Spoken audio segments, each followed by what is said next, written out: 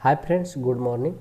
तो आज की इस क्लास में क्लास 12 का प्रश्नावली 11.3 को सॉल्व करने से पहले इसमें जो भी फार्मूला यूज है, थ्योरी यूज है, जो भी कंसेप्ट है, मतलब कि इतना समझ लीजिए कि प्रश्नावली 11.3 आप सॉल्व कर रहे हैं, आपको फार्मूला याद नहीं है तो आप एक भी क्वेश्चन को अच्छे से समझ नहीं पाओगे, बना नहीं पाओगे। ठीक है, तो सबसे पहले हम इसका जो भी फार्मूला है उसको बताएंगे, उसके बाद एक्सरसाइज को सॉल्व कराएंगे। ठीक है, ये जो प्रश्नावली 11.3 है ये हमारा तल यानी समतल से रिलेटेड हमारा चैप्टर है। ठीक है, एक्सरसाइज है, पूरा समतल पर ये निर्भर है। ठीक है, तो जितना भी समतल यानी प्लेन पर जितना भी फार्मूला होगा पहले हम इसको सीखते हैं, उसके बाद हम एक्सरसाइज को सीखेंगे।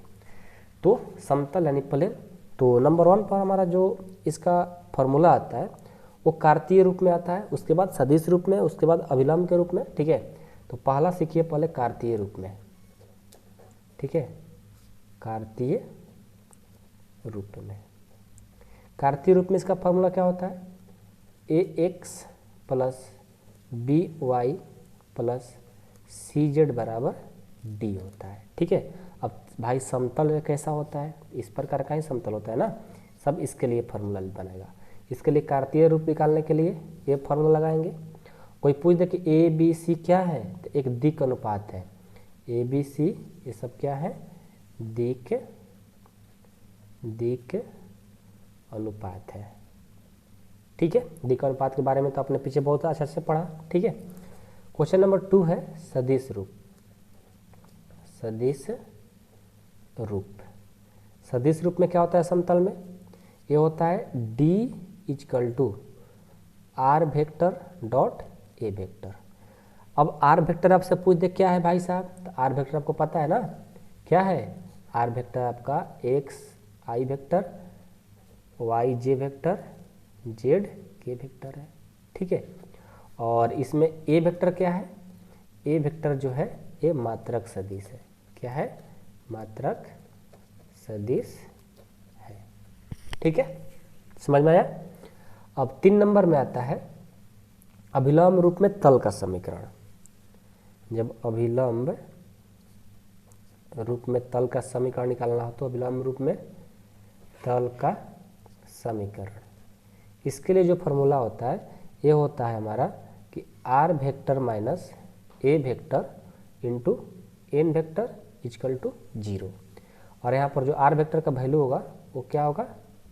एक्स आई वाई जे जेड के वेक्टर। ओके, ये सब समझ में आ गया।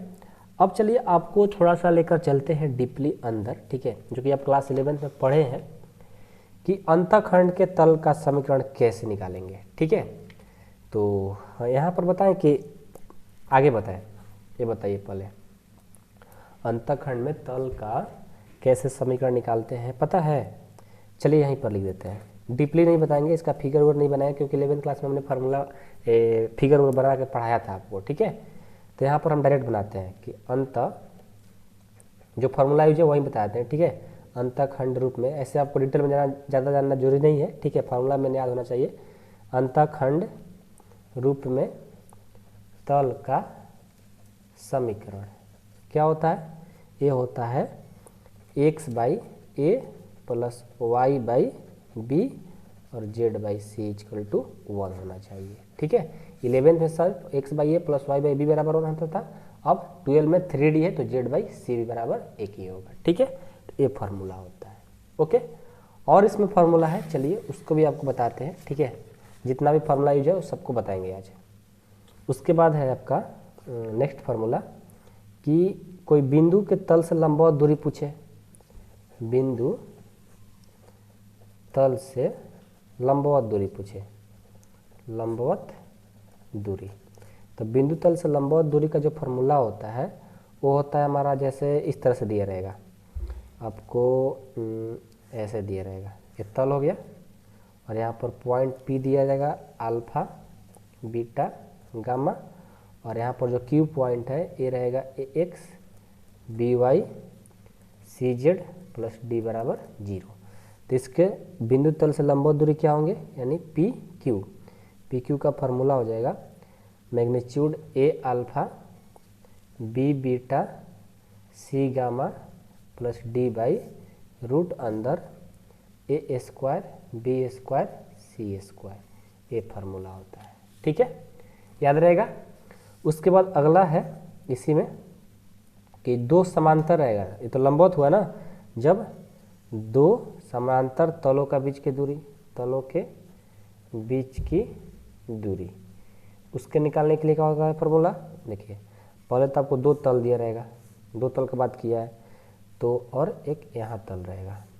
ठीक है, और यहाँ से बीच की दूरी पूछेगा, तो P का जो पॉइंट है वो यहाँ पर दिया है कि AX BY CZ plus D बराबर 0, और Q के लिए जो दिया रहेगा यहाँ पे कि AX BY CZ plus D1 बराबर 0। D1 है D1 D1 में अंतर है सिर्फ। ठीक है, तो यहाँ से PQ का फार्मूला क्या हो जाएगा, D minus D1 by root अंदर A² B² C², ये फार्मूला आपका हो जाएगा। ठीक है, तो सब बहुत इजी फार्मूला है, जब क्वेश्चन कराएंगे ना तो आपको बहुत जल्द से जल्द ये याद हो जाते हैं। ठीक है, टेंशन लेने की ज़रूरत नहीं है। ओके, तो ये हो गए फार्मूला। और कुछ फार्मूला है जो कि आपको बताने की कोशिश करते हैं छोटा मोटा, ये तो आपको पता ही होगा, 11.3 में आपने पढ़ा कि जब समानांतर आता है तो A1 by A2 B1 by B2 और C1 बाई C2 होता है। और उसके बाद जब लंब रहता है तो वो क्या होता है, A1 into A2 plus B1 B2 plus C1 C2 बराबर 0, ऐसे सबको याद होगा। ठीक है, और ये भी फार्मूला याद होगा कि जब बीच का कोण निकालते हैं, डिस्टेंस यानी बीच की दूरी निकालते हैं, तो उसके लिए फार्मूला क्या होता है, मैग्नीट्यूड ऑफ क्या बोलते हैं A2 vector minus A1 vector dot B1 vector cross B2 vector by magnitude of B1 vector cross B2 vector का मैग्नीट्यूड। ये सब दूरी निकालने के लिए, न्यूनतम दूरी निकालने का फार्मूला होता है। तो मैं उम्मीद करता हूँ कि आप लोग पहले से पढ़ चुके हैं। ठीक है, मेरे को ज़्यादा बताने की ज़रूरत नहीं है, और मैंने यही दो फार्मूला है, आपको जब क्वेश्चन कराएंगे ना एक्सरसाइज 11.3 का तो सारा याद करा देंगे। ठीक है, टेंशन मत लेना। लेकिन पहले आपको थोड़ा सा बताने को मैंने कोशिश किया कि आप पहले कुछ देख लें, समझ लें कि हाँ ऐसा क्वेश्चन, ऐसा फार्मूला लगेगा तो थोड़ा मज़ा आएगा पढ़ने में 11.3 को। ओके, चलिए आज के लिए इतना ही।